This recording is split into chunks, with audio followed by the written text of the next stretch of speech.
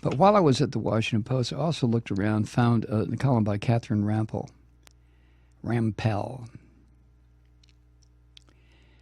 And her opinion is if people want to save the Republican Party, the thing to do is drain the right-wing media swamp. That's true. That's true. No doubt, should Trump's whupping, or as he prefers, Yiddishism, his schlonging, come November 8th, if that occurs, Republican leadership will try to regroup and figure out what went wrong. Didn't they just do that 4 years ago? I don't think they ever figured it out. That's what they're going to do. They came up with this, I wouldn't call it a manifesto, they're Republicans. They came up with a outline of what they had to do to invigorate the Republican Party. And not a goddamn thing that they came up with has come to pass. As a matter of fact, it's gone just the opposite direction. But anyway, after Trump pulls the whole party down, and I have to thank him for that. He is just, he is shattering the Republican Party. They can talk about all this down-ballot voting until their asses freeze, but it doesn't matter. Trump is the Republican Party, and his poisonous influence is going to be around for a long time. It really is. And he's not going to go away. Trump won't go away until the fucker dies. Trump media, Trump radio, television, whatever they're working on. You think Limbaugh has been a thorn in the side of just about every president since Limbaugh has been puking into the airwaves. Wait till you see the Trump organization. But anyway, as Charlotte Rampell says, or Catherine, Charlotte Rampell's an actress, right? Catherine Rampell, she says, as in the last so-called autopsy, the GOP establishment will probably conclude that it needs to broaden its appeal to demographics beyond older white men, that what prevented the more widespread appeal in 2016 was having a boorish, sexist, race-baiting, egomaniacal, undisciplined nominee, that if only it fielded a more genteel version of Trump, someone who espoused essentially the same fiscal and social policies, but with more empathy, they'd have won the White House. And we'll win it once again. That's bullshit. That's utter bullshit. Here's why. Now, she doesn't call it bullshit because she works at the Washington Post, so I'll do it for her. You're welcome, Catherine. It's bullshit. She says the sickness in today's Republican Party is not confined to its current standard bearer. It is therefore not curable by merely disavowing what she calls the soon-to-be defeated nominee. The sickness has taken over the Republican base, and there's only one antidote. I won't say anything here. She goes on, if Republicans truly want to save the Republican Party, they need to go to war with right-wing media. That is, they need to dismantle the media machine, persuading their base to believe completely bonkers, bigoted garbage.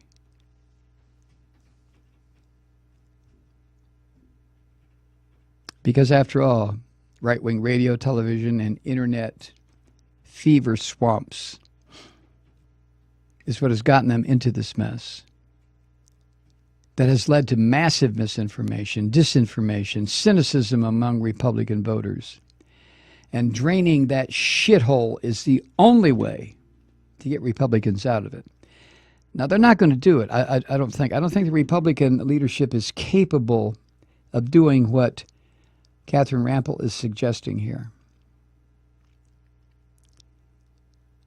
Because it would have to start in 1964 and be a complete cleansing, going all the way back to that little fucker, you know who I mean, Goldwater. Even though Goldwater's policies, a lot of them applied in today's horror show, would probably seem centrist, and some of them even a little bit liberal. But go back to Goldwater. Because at his defeat, that's when the right wing in this country really did have a powwow and really did decide that the way to destroy everything was to have a firm stranglehold on media. Not liberal press, not liberal newspapers, not editorial boards. No.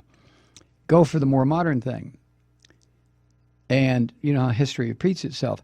Look back at what Goebbels did. Look back at what Father Coughlin did. Look back at what Joe McCarthy did. And apply that forward.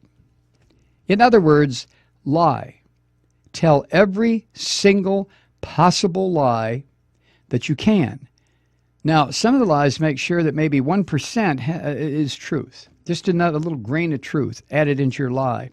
So that you can always fall back and say, you can always fall back on that grain of truth and say, well, you're misunderstanding. What I meant was, but lie. Tell the big lie. Don't tell little lies.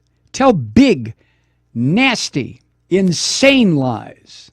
That was Limbaugh's charge. Get out there, fat man, and lie your fucking ass off and drag all these people right into this morass. Bring them in. Head them up or round them out and fuck it. Bring them all in. And they paid Limbaugh enormous amounts of money to do just that, and his clones. So I agree with Catherine Rampel. Yeah, drain the swamp. She writes, for a sense of just how misinformed Republican voters have become, consider a few of the provably wrong things many believe. 7 in 10 Republicans either doubt or completely disbelieve that Obama was born in the United States. Jesus H. Christ. 6 in 10 thinks he's a secret Muslim.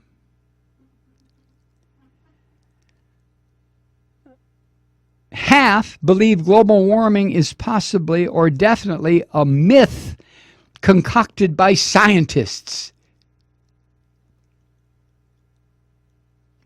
Among just Trump voters, 7 in 10 believe government economic data are fabricated. Half don't trust that votes will be counted accurately in the November election. Well, if that's the case, you right-wingers, raise your eyes up out of your own belly button and look at who's responsible for fucking up the vote count and whose votes are not going to be counted properly. It sure as hell is not going to be white Republicans that are going to take a licking. Assholes.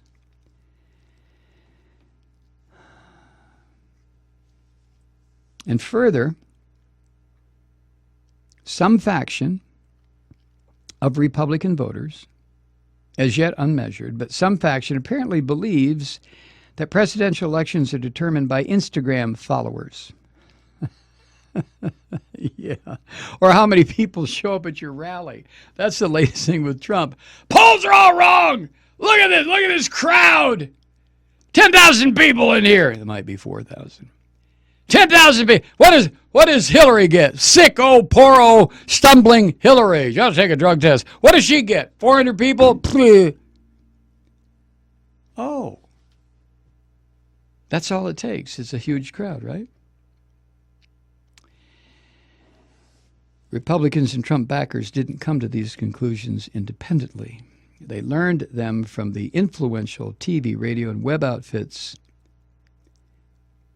whose imprimaturs Republican politicians desperately seek, and whose more troubling content these politicians have been reluctant to criticize.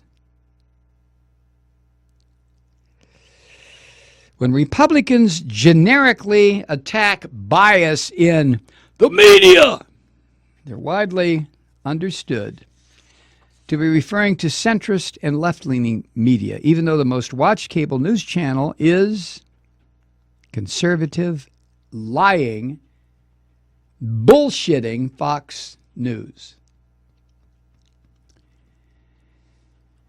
And when it comes to the paranoid, destructive excesses of right-wing media, Catherine writes, not just Fox News' headliners like Hannity, but also Breitbart, Limbaugh, Alex Jones, Republican leaders have been somewhat more reluctant to condemn or even gently critique.